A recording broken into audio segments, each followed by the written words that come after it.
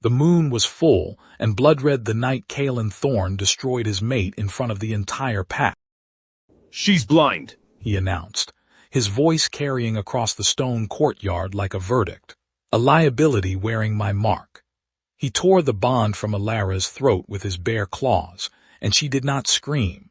She simply knelt in the dirt, sightless eyes lifted toward a moon she would never see, while 300 wolves watched her alpha choose another woman over her.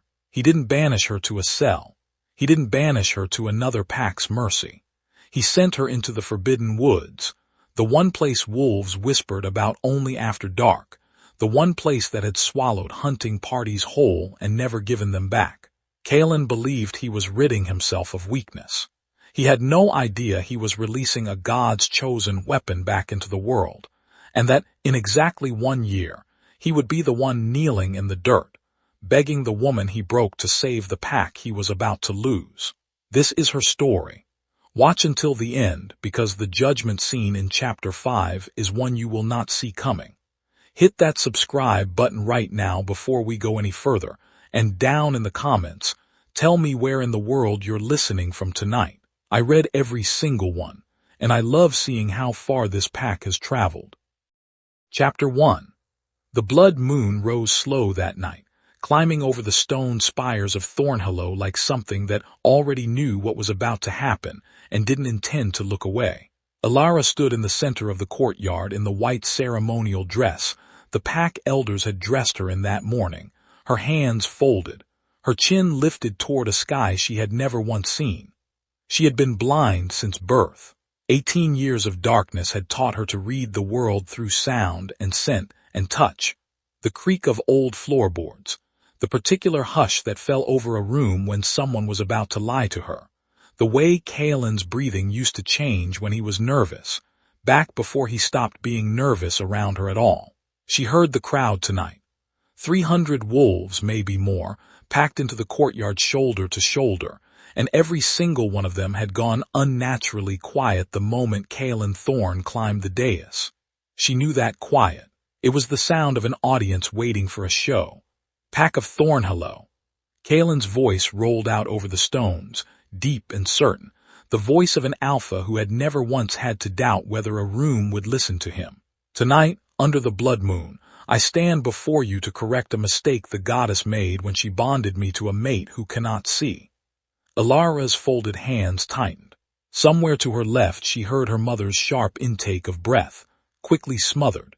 To her right she heard Fenwick, the pack's old historian, half blind himself in one eye from a hunting accident decades ago, mutter something under his breath that sounded like a curse word dressed up as a prayer. For 3 years I have carried a mate who cannot track a scent trail, cannot fight at my side, cannot even see the pack she claims to protect. Kaelen's boots struck the stone as he paced the dais above her.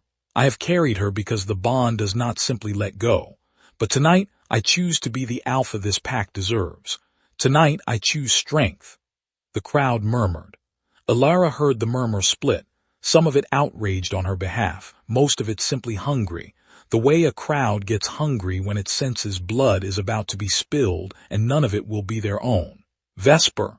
Kaelen said the name like a gift he was unwrapping in front of everyone. Come stand beside me. Elara heard footsteps she did not recognize, light, deliberate, almost performative in their grace, climb the dais steps. She had met Vesper Cade twice. Once at a border dispute meeting, where Vesper's voice had been all silk and careful pauses. Once in the training yard, where Vesper had accidentally put a younger wolf on the ground hard enough to break 2 ribs and laughed about it afterward. Elara had told Kaelen about that laugh. He had told her she was imagining malice where there was only competitive spirit. She was not imagining it now. Elara. Kaelen said her name the way a man says the name of a debt he is finally settling. Kneel. She did not move. Kneel, he said again, and this time she heard the low growl underneath it, the alpha command threading through the word, and her knees betrayed her before her spirit could, folding her down onto the cold stone in front of everyone she had ever known.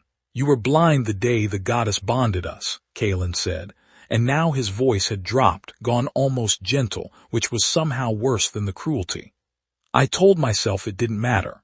I told myself the bond meant more than the eyes. I was wrong. A mate who cannot see the enemy coming is a mate who gets us all killed. You are not my equal. You are not my partner. You are a liability wearing my mark, and tonight, I remove it. Elara felt him crouch in front of her, felt his claws, the same hands that had once traced her jaw in the dark and called her the only person who had ever truly listened to him, hook into the collar of bonded thread at her throat. Kaelen. Her voice came out steadier than she expected. 18 years of darkness had taught her that panic changes nothing. Only stillness lets you hear what's actually happening around you. You don't have to do this in front of them. Whatever you've decided, tell me alone. The pack needs to see, he said. They need to know their alpha isn't weak enough to keep a broken mate out of sentiment. He tore the thread. It didn't hurt the way she expected. It didn't hurt like a wound. It hurt like a door slamming somewhere deep inside her chest, a lock clicking into place on a room she would never again be allowed to enter, and she heard herself make a sound she had never made before in her life. Not quite a sob, not quite a howl, something in between that the crowd would talk about for years. She's cursed the bond break. Someone shouted, and the courtyard erupted into fresh murmuring, fear threading through the crowd now. She has not cursed anything, Kaelen snapped, straightening, and Elara heard the small tremor of uncertainty in his voice for the first time all night. Heard it and understood, with the cold clarity that came from 3 years of loving a man who thought certainty was the same thing as strength, that some tiny buried part of him already knew he had made a mistake he could not take back. She is leaving Thornhollow tonight. Kaelen, her mother's voice breaking through the crowd, raw with a fear she rarely let anyone hear. Send her to the Ashfield pack. They'll take her in, they've offered before. No. Vesper's voice, smooth as poured wax, cutting cleanly through the courtyard. If she goes to Ashfield, she tells her version of tonight to another Alpha's court. Territories talk. Better she goes somewhere she can't come back from. Elara felt the crowd go still again, the good kind of quiet gone, replaced with something colder. The Forbidden Woods, Kaelen said. Fenwick's voice cracked out from beside Elara before he could stop himself. Alpha, no wolf who has entered the Forbidden Woods in 3 generations has come back out. You would send your own mate, former mate, Kaelen corrected. You would send a woman who cannot see into a forest that has swallowed hunting parties of 12 armed warriors whole. Fenwick's voice rose, brittle with an old man's fury. That is not banishment, Kaelen. That is execution with extra steps, and you are dressing it up as mercy because you don't have the stomach to do it with your own claws. The silence that followed was the loudest thing Elara had heard all night. Take her to the tree line, Kaelen said finally, and she heard him turn away from her before he even finished the sentence. Heard his boots retreating across the stone, heard Vesper's soft, satisfied exhale beside him. She has until moonrise tomorrow to be past the boundary stones. If she's still on pack land after that, the change guard has orders to treat her as a trespasser. They did not chain her. They did not need to. 2 guards took her by the arms. Not unkindly, she noted, their grips loose with something that might have been shame, and walked her through a crowd that parted around her like she was already a ghost. Fenwick caught up before she reached the tree line. She heard his uneven gait, the drag of his bad leg against the stone. I have a knife, he said quietly, pressing something cold and leather-wrapped into her palm. It isn't much against what's in those woods, but it's something. And Elara, his voice wavered, and for a moment the dry, sardonic old historian sounded like what he actually was. An old man who had watched a girl he'd helped raise get thrown away by the boy he'd also helped raise, and hated both truths equally. You listen better than anyone in that pack, better than the Alpha ever did. Whatever's out there, if it's going to listen to anyone, it's going to listen to you. That's not how the woods work, Fenwick. Maybe not. He squeezed her hand once. Maybe the woods have never met you before, though. The guards released her at the boundary stones. She heard them retreat quickly, heard the pack lights fade behind her, heard the courtyard sounds shrink to nothing until all that was left was wind moving through trees that had swallowed 36 wolves in 3 generations and given nothing back. Elara stood at the edge of the forbidden woods with a stranger's knife in her hand and 18 years of darkness behind her eyes. And she found, to her own surprise, that she was not afraid of the trees. She was only, finally, done being afraid of the pack that had just decided she was disposable. She stepped over the boundary stones.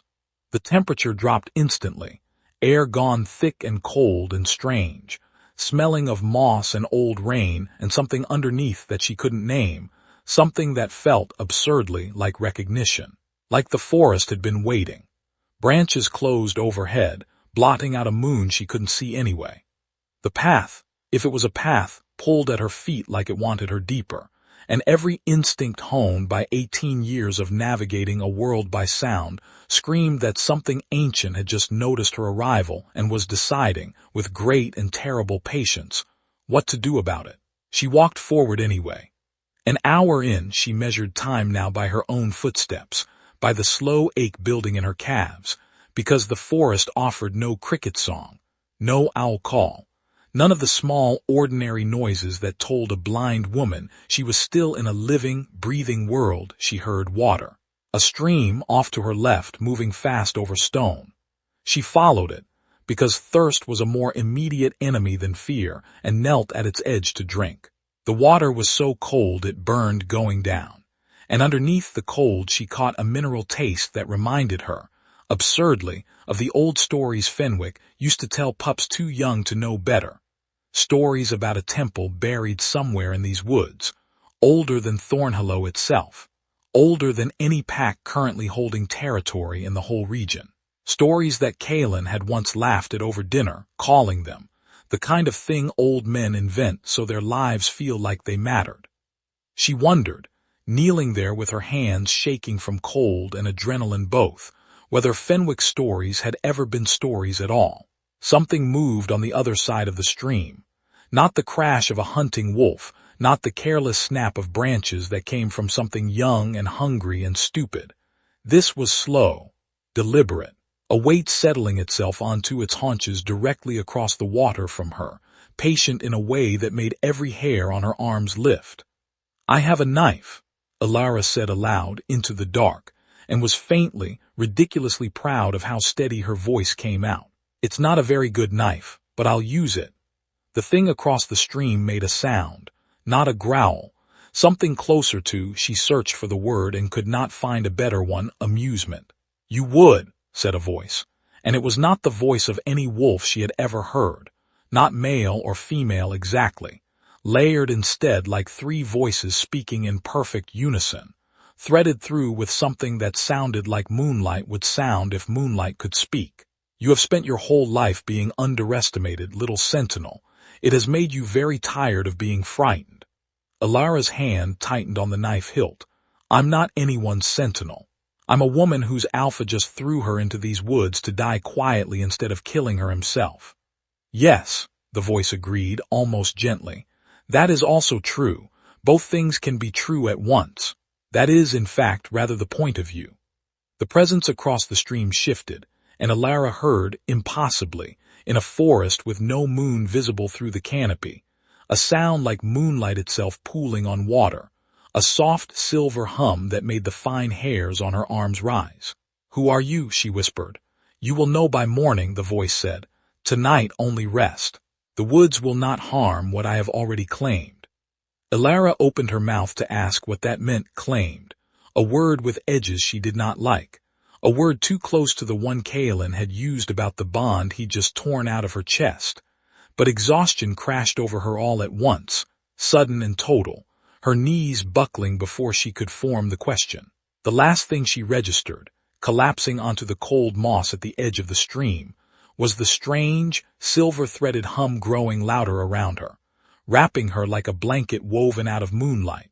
And underneath it, faint and warm and entirely new, a single word that was not spoken so much as it was simply understood, settling into the marrow of her bones like a promise. "Rise." Behind her, a full day's walk away, Kaelen Thorne stood on his dais with his new mate's hand in his, and told himself he had done what an alpha had to do. He did not yet know that he had just handed his pack's future to the one woman he'd sworn would never matter again, and that in 365 days, he would be crawling through those same boundary stones on his knees, praying to a goddess who no longer answered him, begging for the mercy of a sentinel he would not recognize, until it was far too late to matter. The blood moon watched him celebrate and said nothing. It had already seen how this story ended. Chapter 2. Elara woke to warmth. That was the first wrongness she registered, not sound, not scent, but the impossible warmth of sunlight on her face in a forest that had swallowed every ray of moonlight the night before. She lay still for a long moment, cataloging herself the way she'd trained herself to do every morning since childhood. Fingers, toes, the ache in her shoulders from sleeping on stone, the dryness of her mouth. And then, underneath all of it, something new. A pressure behind her eyes she had never felt before, warm and strange, like a muscle she hadn't known she owned finally being asked to work. "Open your eyes, little sentinel," said the voice from the night before, closer now, closer than anything had ever been to her in her life, and layered with a warmth that hadn't been there in the dark. "You have kept them closed for 18 years out of habit, not necessity. It is time to stop." "I can't open what doesn't work," Elara said, but she said it to the air, to the impossible sunlight, to whatever had claimed her the night before, and some old, tired part of her, the part that had spent a lifetime being told what she was not capable of, braced for the voice to prove her wrong the way everyone always eventually did. "Try," the voice said, "not with your eyes, with the part of you that has always seen anyway." Elara had no idea what that meant, but she was too tired, too raw, too far past the point of stubborn pride to refuse a request that cost her nothing but effort. And so she did as she was told, not straining against her lids the way she had as a child, in the desperate early years before she'd learned that straining only gave her headaches, but simply reaching, the way she reached for a familiar voice across a crowded room, toward the warmth she felt pressing against the backs of her eyes. Light exploded across her vision, not the soft golden light she imagined sighted people described. This was silver, layered, threaded through with something that moved like water and pulsed like a heartbeat. And underneath the light she began, slowly, impossibly, to see shapes. A clearing. Ancient trees, taller than any in Thornhollow's territory, their bark silvered with age. And standing before her, Elara's breath caught. A woman stood at the clearing's center, tall beyond any measure Elara had context for, wrapped in robes that seemed woven from captured moonlight itself, her face serene and ancient and terribly, terribly kind. Behind her, faint and half-transparent, hung the moon itself. Not the moon Elara remembered hearing described, distant and small in a night sky, but close, enormous, filling half the visible world, as though the woman before her had simply reached up and pulled it down to stand at her shoulder. Elara's voice failed her.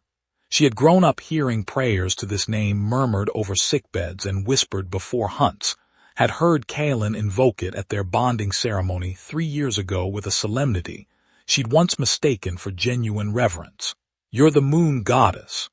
"Nyra," the woman said, and smiled, and the smile carried the particular gentleness of someone who had watched this exact moment of recognition happen 10,000 times across 10,000 years, and never once grown tired of it. "And you, Elara of Thornhollow, are the reason I have been waiting in this forest for 18 years. Elara's legs, still weak from exhaustion and shock in equal measure, folded beneath her, and this time when she knelt it was not because an alpha's command had forced her knees to bend. It was because the sight in front of her demanded it, the way a sunrise demands stillness from anyone lucky enough to witness one. "I don't understand," she said. "I was blind. I have been blind my entire life. Every healer in 3 territories examined me as a child and found nothing to fix." "Because there was nothing broken to fix," Nyra said, crouching until she was level with Elara, until the impossible enormity of her presence folded itself down into something almost intimate. "Your eyes were never damaged, child. They were closed, sealed the way I seal every gift I give that is too dangerous to hand a soul before it is ready to carry the weight. What gift? You do not see light the way other wolves do, Naira said. You were never meant to. You see threads, the lines of fate that run between every living soul, binding choice to consequence, cruelty to reckoning, love to loss. It is the oldest sight I possess, older than the change itself, and I have not gifted it to a mortal soul in 6 generations, because the burden of watching every thread in a room while pretending to be an ordinary blind girl who could see nothing at all, Naira's expression flickered. Something that might have been old grief-crossing features too serene to easily show it. It is not a burden I hand out carelessly. I sealed your sight until you were tested, until I knew whether the woman wearing this gift would survive being discarded by the people who should have cherished her most, and come out the other side still capable of mercy instead of only vengeance. Elara sat with that for a long moment, the enormity of 18 years reorganizing itself around a single sentence. 18 years of Kaelen holding her hand and murmuring apologies about the burden of loving someone broken. 18 years of pack healers shaking their heads and calling her condition a tragedy. 18 years of being taught, patiently and repeatedly, by everyone who claimed to love her that she was less, when the entire time she had simply been asleep. He called me a liability, she said quietly, in front of the whole pack. I know, Naira said, and there was something in her voice now that was not gentle at all, something old and cold and patient. The voice of a being who had watched this particular story play out across 1,000 different packs and 1,000 different centuries, and had never once found it easier to witness. I was there, Elara. I am always there. I watched him tear a bond off your throat in front of 300 witnesses and call it strength, and I watched his new mate smile while she did it. And I want you to understand something before we go any further. I do not need you to forgive them. I do not need you to seek revenge either. What I need, what I am asking of you freely, because this gift cannot be forced onto an unwilling soul, is for you to become what you already are. The sentinel of my temple, the one who watches the threads of fate on my behalf, and judges when judgment is asked for with clear eyes instead of cruel ones. And if I say no, then I walk you safely out of these woods myself, and you live whatever life you choose, unbothered by any of this again, Naira said simply. I do not collect servants through coercion. I have watched enough of that already, in the marriage you are leaving behind. Elara sat in the impossible silver light of a clearing she should never have survived reaching, and thought about 18 years of darkness, and 1 night of humiliation, and a knife pressed into her palm by an old man who had told her the woods might, for once, listen to her instead of dismissing her. Show me, she said. Show me what it means to see the threads. Naira's smile deepened, and she rose to her full, impossible height, silver light gathering around her palms like liquid moonlight given weight and purpose. Then rise with me, Sentinel, she said, and reached down to take Elara's hands.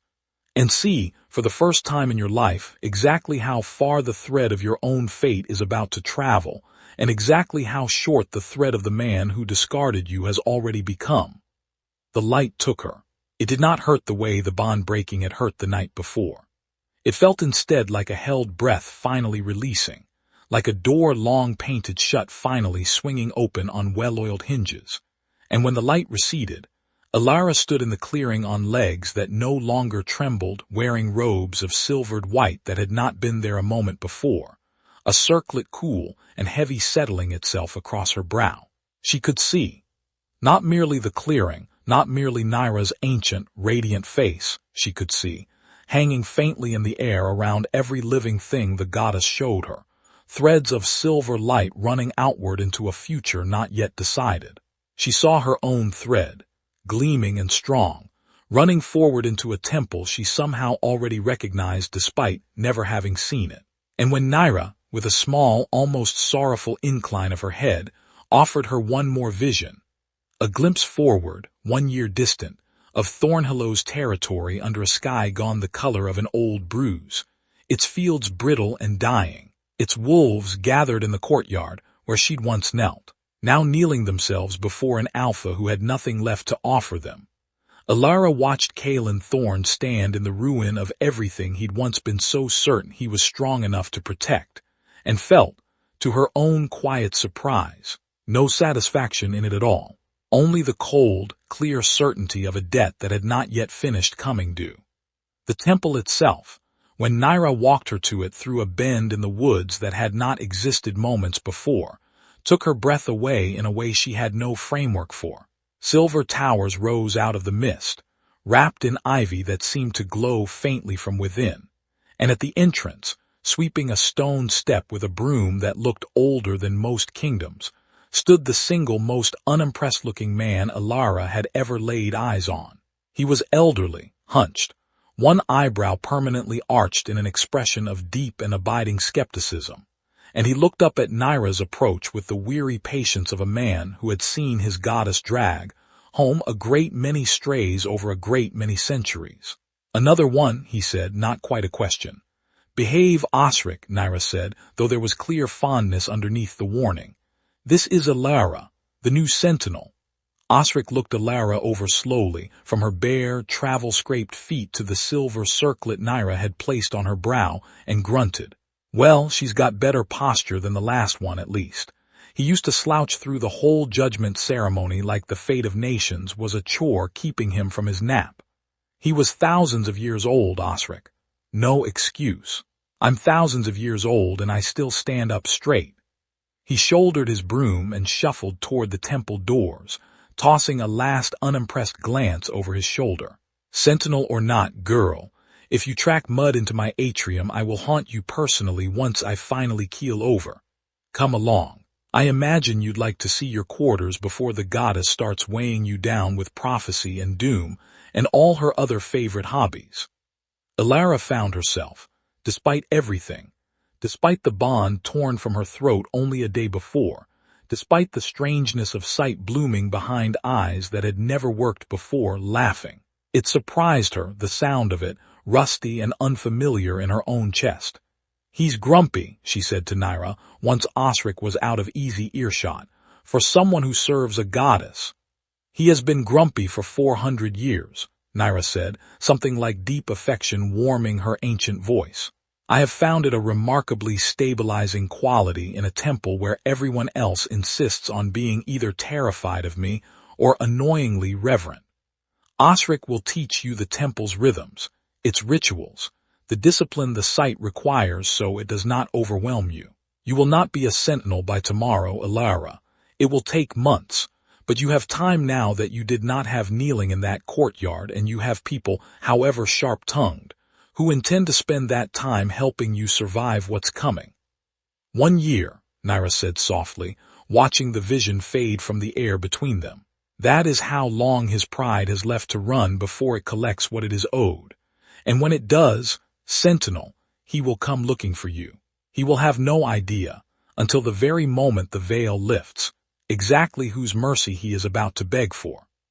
Elara rose to her full height in her new silver robes, sight blooming across a world she had never once been permitted to see, and felt something settle into place inside her chest that was not quite peace and not quite hunger, but sat very comfortably somewhere in between. "Then let him come," she said. "I'll be ready." Chapter 3.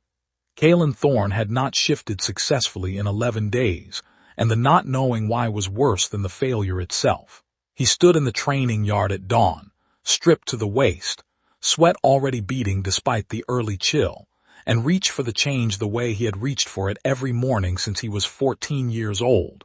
The familiar drop of consciousness, the surrender of shape, the moment where man became wolf as naturally as breathing.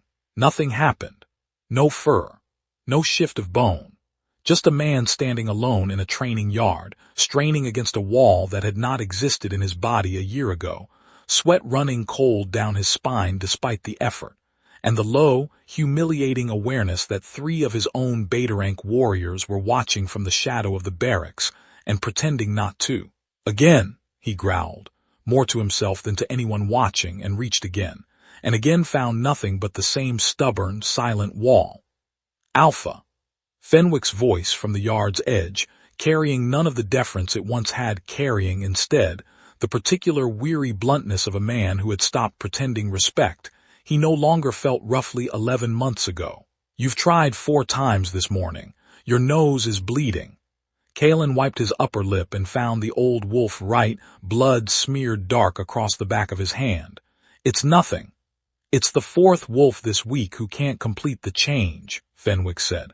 "Torvin lost his shift entirely 3 days ago. Hasn't managed even a partial since. The Aldrich twins can't hold wolf form past a few minutes without collapsing. The harvest failed for the 2nd season running despite the blessing rites we've held every full moon for a year, and you're standing in this yard bleeding from the nose telling me it's nothing. What would you have me say instead, old man?" Kaelen straightened, and the flash of temper in his voice was thinner than it used to be, worn down by 11 months of failures he couldn't outshout. "That I don't know what's happening to my own pack. That I've sent riders to every healer and seer in 4 territories, and none of them can tell me why the goddess has gone silent." "I would have you say the true thing," Fenwick said, and there was no satisfaction in his voice, only a tired, ancient grief. "That you know exactly when this started. That every wolf in this pack who's brave enough to say it out loud has already counted the months back from the night you tore the bond off a woman's throat in front of 300 witnesses and called her a liability." Kaelen said nothing. There was, increasingly, nothing left to say to that particular accusation, because he had run out of ways to argue with a timeline that lined up so cleanly, it felt less like coincidence and more like judgment. "She was blind," he said finally weakly, an argument that had once felt like conviction and now tasted like ash in his mouth every time he repeated it. "She was blind," Fenwick agreed. "And you were a fool, and the difference between those 2 conditions, Kaelen, is that hers was never actually a weakness, and yours, I'm beginning to suspect, might be permanent." Kaelen turned away before the old man could see whatever expression that landed on his face, and found himself walking not toward the training yard's exit, but toward the manor, toward the wing where his new mate kept her chambers. Because if there was one place left in Thornhollow where he did not have to hear the truth spoken aloud, it was there. He should have known better by now. He didn't. Vesper Cade was seated at her mirror when he entered, dark hair half-pinned, and she did not turn at the sound of the door, which told him, the way it always told him lately, that whatever mood he'd walked into, it was not going to be a kind one. "You look terrible," she said, to the mirror rather than to him. The change failed again. She resumed pinning her hair with the mild, distracted air of a woman discussing the weather. "You should stop trying in front of the betas. It's bad for morale, watching their alpha fail at the most basic function of what he is." "Vesper." He crossed the room, sat heavily on the edge of her bed, and for a moment allowed himself the humiliating vulnerability of simply saying the thing he'd been avoiding saying for weeks. "The pack is dying, not metaphorically. The harvest failed. Wolves are losing the change one by one. If this continues through the winter, we won't have enough hunters to feed the pack, let alone defend the borders. I need to understand what's happening, and I don't. And I am beginning to think you don't care to help me understand it, because your change hasn't faltered once." Something flickered across Vesper's reflection, there, and gone so quickly that a year ago, Kaelen might have missed it entirely. He did not miss it now. 11 months of watching his pack crumble had sharpened something in him that had been dull and comfortable before, a kind of attention he had never needed when everything simply worked. "Say that again," he said slowly. "Say what?" "You said my change hasn't faltered once, like it's an unremarkable fact." Kaelen stood, something cold uncoiling in his chest. "Why hasn't it?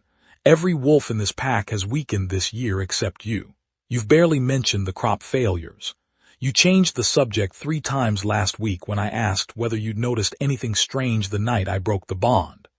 "Because there's nothing to notice," Vesper snapped, finally turning from the mirror, and there, it was a flash of something sharp and defensive underneath the silk-smooth composure she wore like armor. "You're looking for a villain in your own bad luck, Kaelen. Some packs simply fall out of favor. It happens. It isn't always someone's fault." I didn't say it was someone's fault, Kaelen said quietly. I said your change hasn't faltered. That's all I said. He watched her realize, a half-second too late, that she had answered a question he hadn't quite asked, and watched the composure slam back down over her features like a door closing. And for the first time in nearly a year of marriage, Kaelen Thorne looked at the mate he had chosen over Elara and felt, instead of certainty, the cold, unfamiliar creep of doubt. He left her chambers without another word. The Pack Council met that evening in the same courtyard where the Blood Moon ceremony had taken place a year before, and Kaelen stood before the assembled elders, fewer of them now, several dead this past hard winter, several more too weak to attend, and listened to Oscar, the eldest surviving councilman, lay out numbers that made the blood drain from his face. Grain stores will not last past midwinter, Oscar said flatly. 11 wolves have lost partial or total ability to change. 3 border patrols failed to complete their rounds last week due to exhaustion no healer can explain. Alpha, I do not say this to wound you, but the pack requires an answer, and it requires one before the frost sets in. What answer would you have me give? Kaelen said, and hated how raw his own voice sounded in front of men who had once feared to interrupt him. There are old stories, Oscar said carefully, of a sentinel, a guardian who serves the moon goddess directly, who can read her favor and petition for its return on behalf of a suffering pack. My grandmother spoke of one being crowned once, generations ago, in the depths of the Forbidden Woods. His eyes found Kaelen's, and did not flinch away from what they found there. The same woods you sent your mate into a year ago, Alpha, on the same night all of this began. The courtyard went very quiet. She's dead, Kaelen said, and even to his own ears the words sounded less like a fact and more like a hope he'd been clinging to for 11 months because the alternative, that Elara had survived, and that something in those woods had claimed her, and that Thornhillow's suffering and her survival were somehow the same story told from 2 directions, was more than his pride could carry. Perhaps, Oscar said, or perhaps, Alpha, the only way this pack survives the winter is if you walk back into those woods yourself and find out. Kaelen stood in the courtyard where he had once torn a bond off a woman's throat and called it strength, surrounded by dying grass and a dwindling council, and a wife who had just lied to his face about something she clearly knew far more of than she was willing to say, and felt, for the first time in his life, the full and crushing weight of a mistake he could no longer outrun. Prepare a party, he said finally, the words tasting like defeat. We leave for the Forbidden Woods at first light. By the time the sun rose, Fenwick had appointed himself to the expedition without waiting for an invitation, and was in the middle of loading a 3rd waterskin onto his saddle when Kaelen found him at the stables. You're not coming, Kaelen said.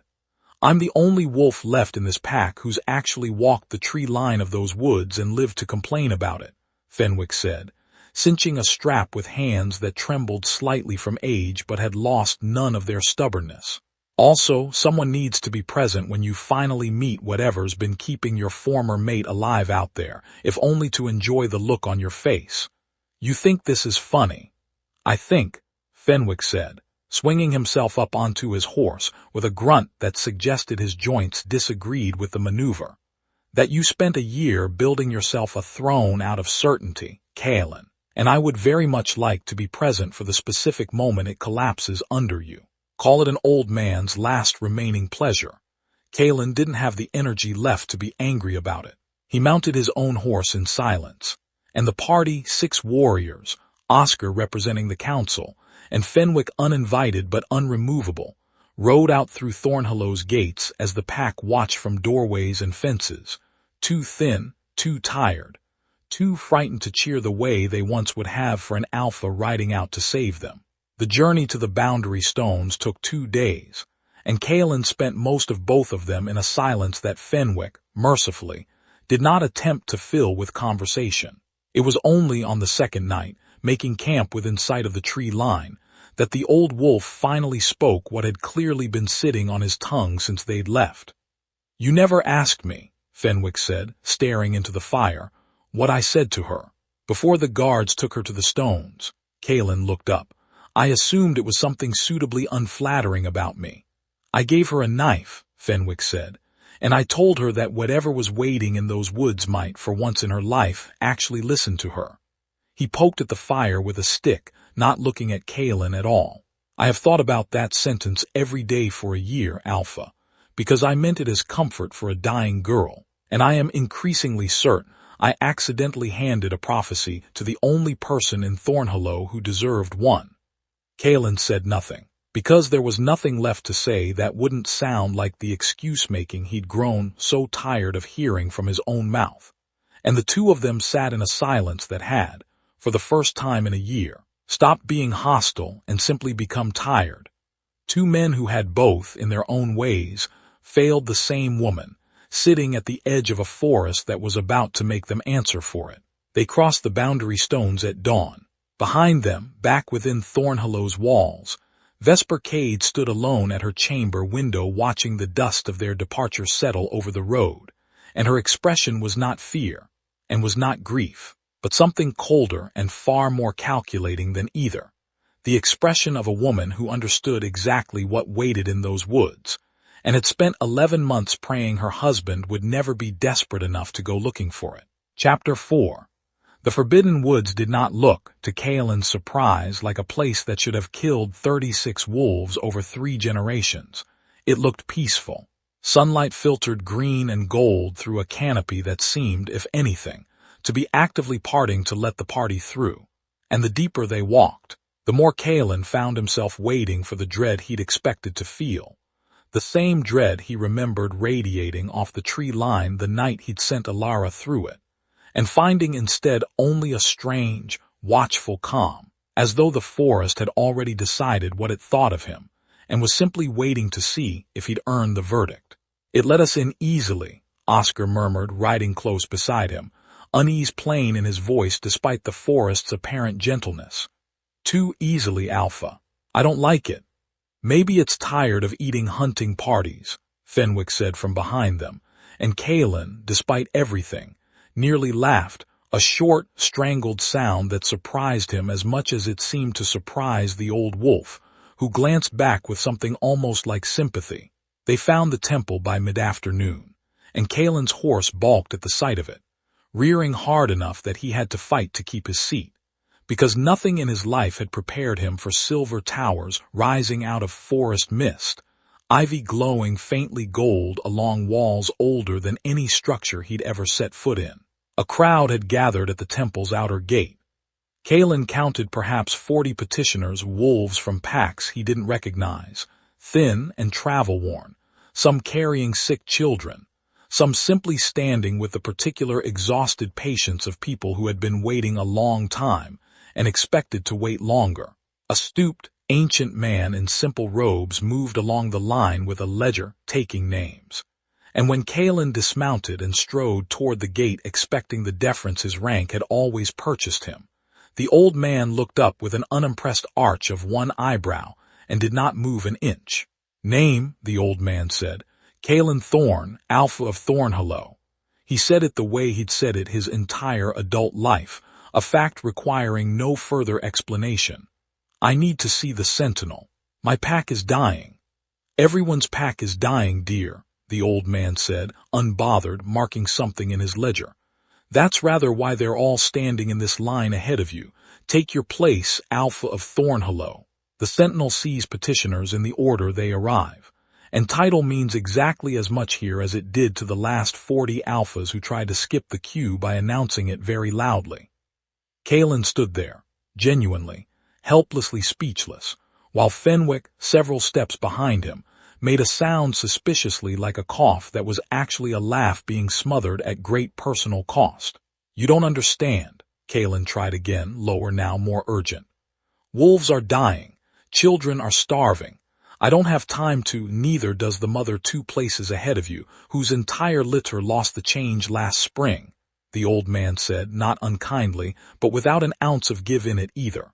"Nor the widower behind her, whose crops failed for the 2nd year, and who buried 2 sons to the same fever last winter.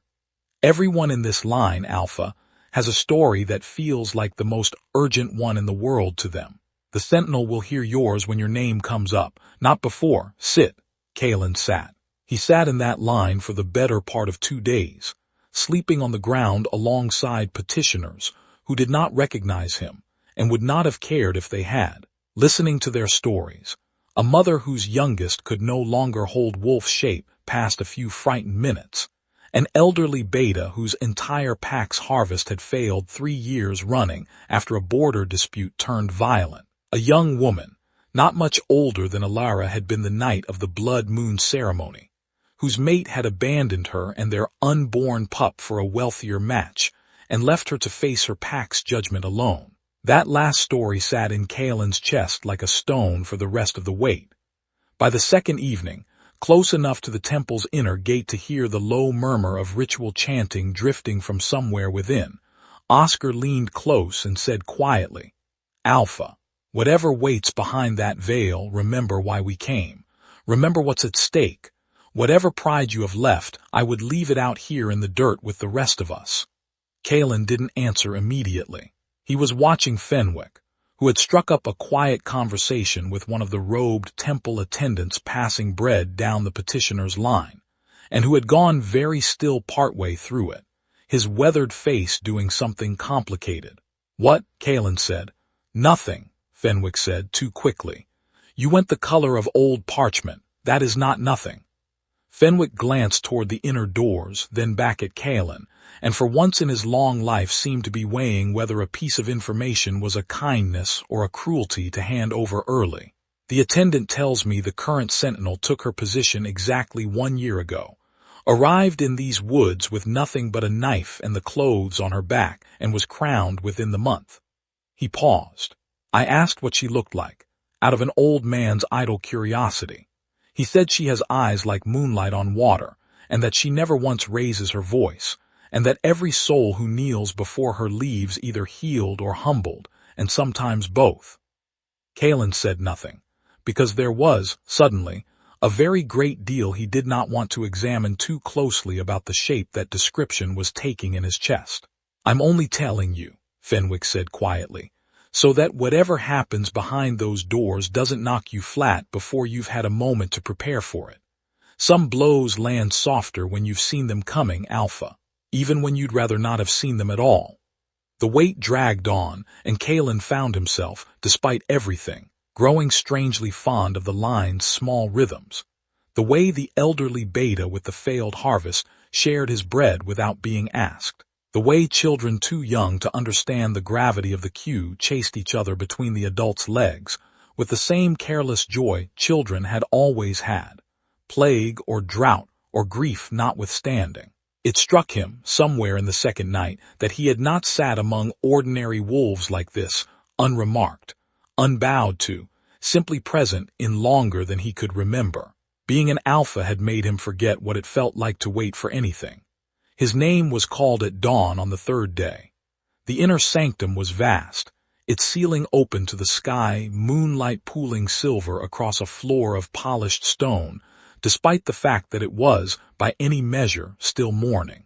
Kaelen walked forward flanked by Oscar and Fenwick, past rows of silent, robed attendants, toward a raised dais where a figure stood with her back to them, wrapped in robes of moon silver, a circlet catching the strange light.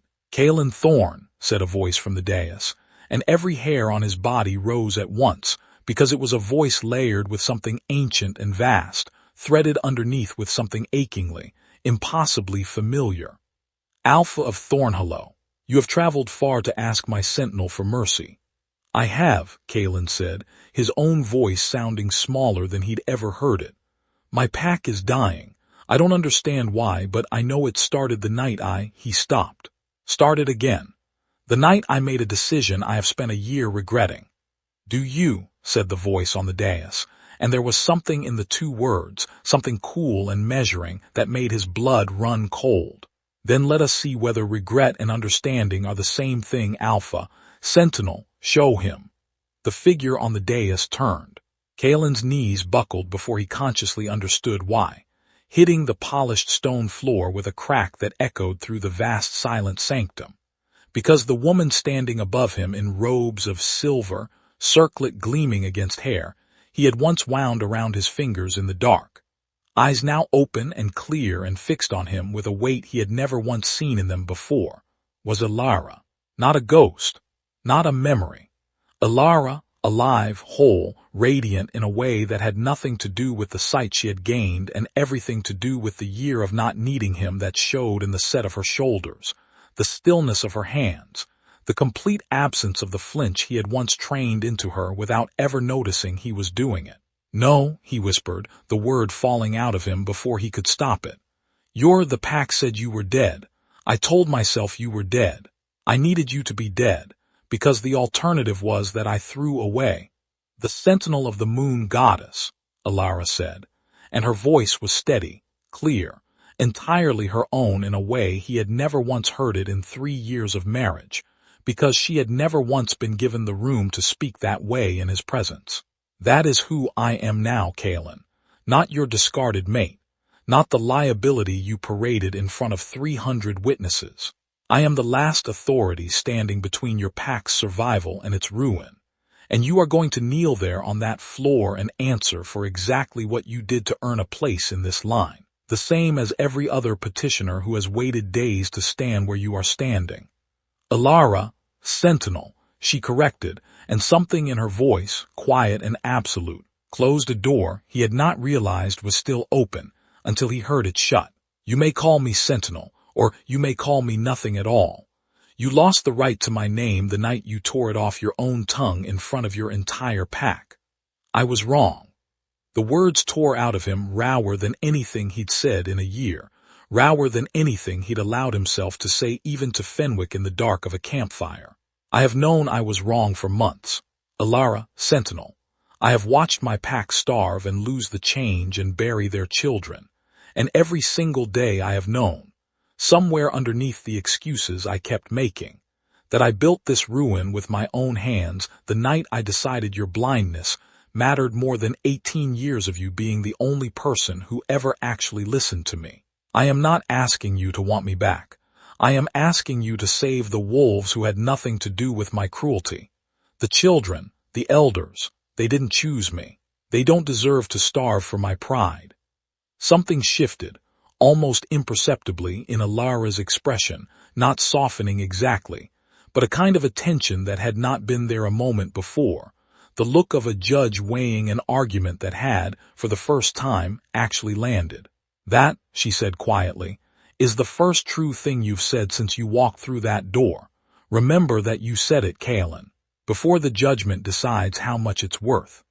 Behind Elara, the silver light of the sanctum began, slowly, to gather and pulse, threading itself into shapes that looked almost like scales, almost like a set of ancient, waiting judgment. And somewhere in the vast quiet of the temple, a voice that was not quite Elara's and not quite anyone's began, softly, to speak the first words of a ritual that Kaelen understood, with sudden and total dread. He was not going to walk away from unchanged. "Let the judgment begin," Naira's voice said, filling the sanctum from everywhere and nowhere at once. "And let us finally see, Alpha of Thornhollow, exactly what a year of cruelty has earned you." Chapter 5. The silver light gathered above the sanctum floor and unfurled into images, vast and silent, hanging in the open air like tapestries woven from moonlight. Kaelen watched himself appear within them, smaller versions of the last year of his life, playing out above his kneeling form for every attendant, every councilman, every petitioner who had crowded quietly into the sanctum's edges to witness what the Sentinel's judgment looked like. He watched himself tear the bond from Elara's throat. He watched Vesper's small, satisfied smile in the moment it happened, a detail he had somehow missed living through it the first time. He watched the courtyard empty out around Elara's kneeling form while he walked away without once looking back. "Stop," he said, low, raw. "I don't need to see it again. I lived it." "You lived one version of it," Naira's voice said, layered through the sanctum from everywhere at once. "The version where you were the only one whose feelings mattered in that courtyard. The judgment requires you see the rest." The images shifted, and Kaelen's stomach turned over, because now he was watching Elara's side of that same night, the guards loose, a shamed grip on her arms as they walked her to the boundary stones, Fenwick pressing a knife into her palm, her first hour alone in a forest that had swallowed 36 wolves before her. He watched her kneel at the stream and drink with hands that shook, and watched her say, aloud, to a darkness that had every reason to kill her, "I have a knife. It's not a very good knife, but I'll use it," and something in Kaelen's chest cracked open at the sound of her voice from a year ago, steady even when she believed herself entirely alone and abandoned. "Enough," he choked out. "Please." The images did not stop. They shifted forward instead, into a scene Kaelen had never witnessed and had no memory of, and he realized with dawning horror that he was watching something happen inside his own manor, Vesper, alone in her chambers, the night of the blood moon ceremony, kneeling before a small dark shrine he had never once known existed behind a false panel in her wardrobe, murmuring words in a language he didn't recognize to an altar dressed with old, dried herbs and a single black candle. "What is that?" Oscar breathed from beside him, horror plain in his voice. "A binding rite," Nyra said, and for the first time since Kaelen had entered the sanctum, her ancient, layered voice carried something sharp and cold enough to raise every hair on his arms. "Your new mate did not simply capitalize on your cruelty toward Elara, Alpha of Thornhollow. She engineered it. The border dispute meeting where you first noticed her competence. The rumors that reached your ear questioning Elara's ability to track danger. The accident in the training yard that first made you doubt your bonded mate's strength. All of it seeded over months, by a woman who came to Thornhollow already knowing exactly what she wanted to become, and who has spent the year since binding a portion of my favor to herself through a rite older and darker than anything your pack elders would recognize, so that her own change would remain strong while everyone around her withered." The sanctum went utterly silent, 40 petitioners and Kaelen's own party alike staring at the images hanging above them in stunned, furious understanding. "You're saying," Kaelen said slowly, "that my pack isn't dying because the goddess withdrew her favor over what I did to Elara." "Your pack is dying," Nyra said, "because your mate has been siphoning the goddess's blessing away from every wolf in Thornhollow to fuel her own strength, and because you were far too consumed with guilt over your own cruelty to notice the second crime happening in your own household. Both things are true, Alpha. Your rejection opened the wound. Vesper Cade has spent a year keeping it from healing for her own gain." Kaelen's hands curled into fists against the cold stone floor. "Then punish her. Whatever this judgment requires, punish her, not the wolves who trusted me to protect them." "That," Elara said, speaking for the first time since the images had begun, "is not your decision to make any more, Kaelen. It is mine." She descended from the dais slowly, robes of moon silver whispering against stone, and stopped before him, not close enough to touch. Kaelen noted with an ache that surprised him in its sharpness, but close enough that he could see, clearly now, every detail of a face he had once claimed to love and had never once actually looked at with his full attention. "I have spent a year learning to see the threads that bind fate to choice," she said. "I have watched 100 petitioners kneel where you're kneeling, Kaelen, and I have learned that judgment is not about punishing pain with more pain. It's about restoring what was broken to the people who deserve it, and removing power from the people who abused it." She turned to the assembled sanctum. The wolves of Thornhollow who lost the change through no fault of their own, the children, the elders, the warriors who simply served the pack they were born into, will have the goddess's blessing restored to them today. That was never in question. I would not let innocent wolves starve for their alpha's pride, no matter how deeply that pride wounded me. A murmur of relief rippled through the gathered Thornhollow party, Oscar's shoulders sagging, Fenwick's eyes closing briefly in something like prayer. "But you, Kaelen," Elara continued, and her voice did not rise, did not shake, carried instead the terrible calm of a verdict long since decided, "will not be restored to what you were, the alpha bond that lets you draw strength from your pack's collective change, the bond that has let you lead Thornhollow since your father's death. is itself a gift of the goddess's favor. It was never yours by right. It was hers, lent to you, the way all alpha bonds are lent, on the condition that the one who holds it protects every soul beneath it equally. She let that settle before continuing. You did not protect me equally. You paraded my disability in front of 300 witnesses to make yourself look strong. And you handed leadership of my former pack to a woman who was actively poisoning it for her own gain. And you did both of those things because you valued the appearance of strength over the substance of it. That failure has a cost. The goddess's favor that let you lead is withdrawn, effective from this moment. You will return to Thornhollow a wolf like any other, no stronger, no more blessed than the lowest beta in your ranks. Elara, Kaelen's voice cracked entirely now, the full weight of what she was describing landing on him at once. Without the alpha bond, the pack has no leader. Vesper, Nyra's voice cut in cold as winter stone, has already lost far more than a title.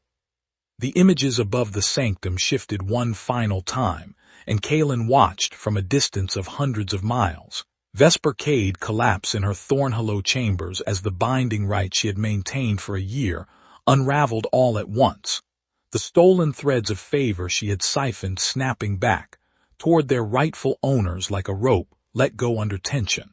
He watched her scream, watched the dark shrine behind the false panel crack and crumble to ash, watched 400 years of careful, calculated ambition collapse into nothing in the span of a single heartbeat. She will face the Council of Thornhollow for what she's done, Elara said, watching the same vision with an expression that held no triumph in it at all, only a kind of tired, weary justice finally being served.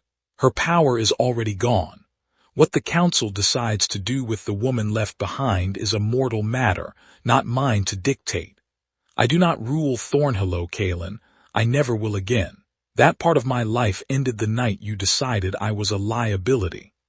Kaelen knelt in the wreckage of everything he had built, watching the last of his certainty burn away alongside Vesper's shrine, and found, when he finally looked up at the woman standing above him, that he had no argument left to offer, no claim, no plea that could undo a year of choices that had led every soul in the sanctum to exactly this moment. Who leads Thornhollow now? He asked, hollow. Oscar, Elara said, will act as regent until the council selects a new alpha through the proper rites, one chosen for wisdom rather than inherited by blood this time. That is my recommendation, and I believe the goddess agrees with it. A pause, brief, almost gentle.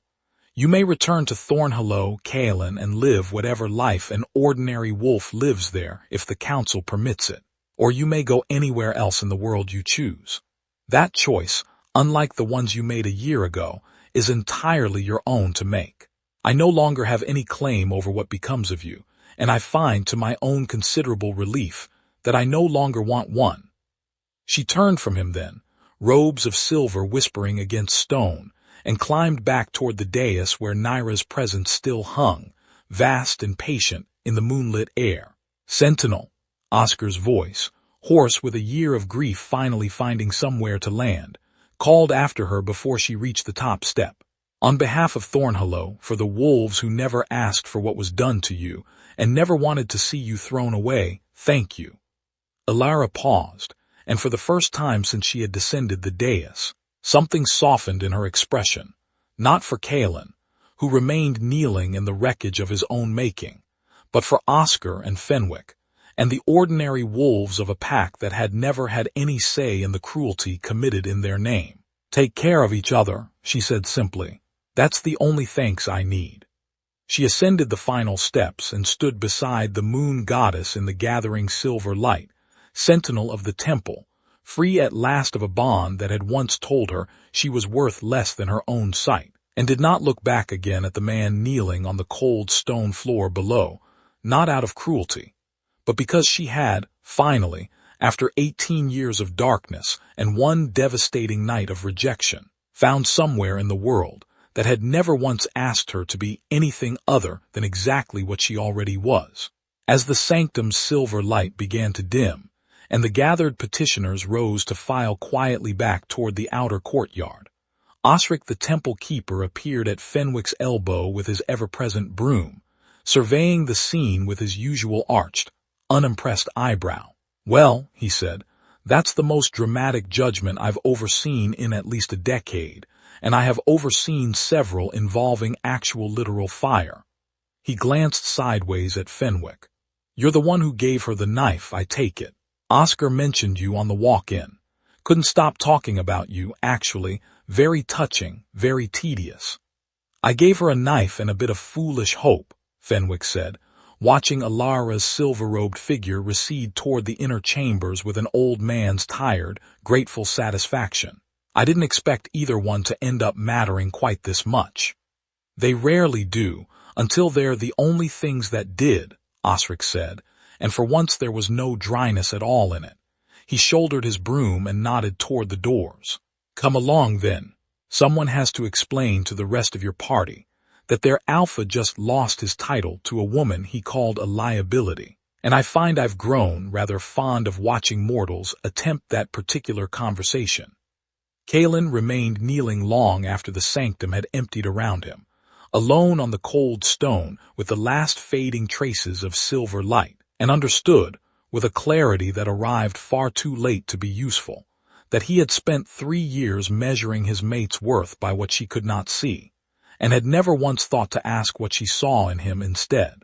He rose eventually, because the floor would not hold him forever, and Thornhello, whatever remained of it, whoever led it now, still needed a full accounting of what had happened here. He walked out of the Moon Temple an ordinary wolf, stripped of everything he had once mistaken for strength, and did not look back at the silver towers behind him, because he already understood with the same terrible clarity that there was nothing left behind those doors that still belonged to him.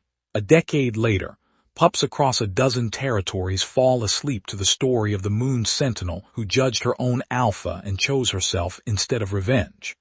Thornhello rebuilt under Oscar's steady regency, and eventually, a new Alpha chosen for wisdom rather than blood. Vesper Cade's name became a warning whispered in border dispute meetings for a generation, proof that power stolen never stays.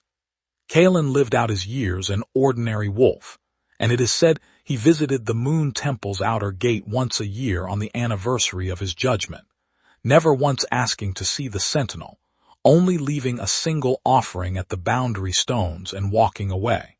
Elara never took him back. She never needed to.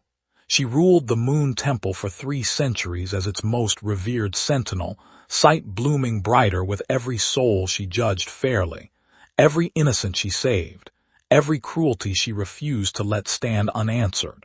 The girl the pack called broken became the one thing no Alpha in any territory dared underestimate again.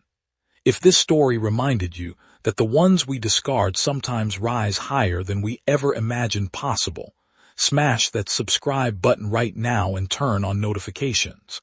The next Moon Queen saga drops soon, and you will not want to miss her either.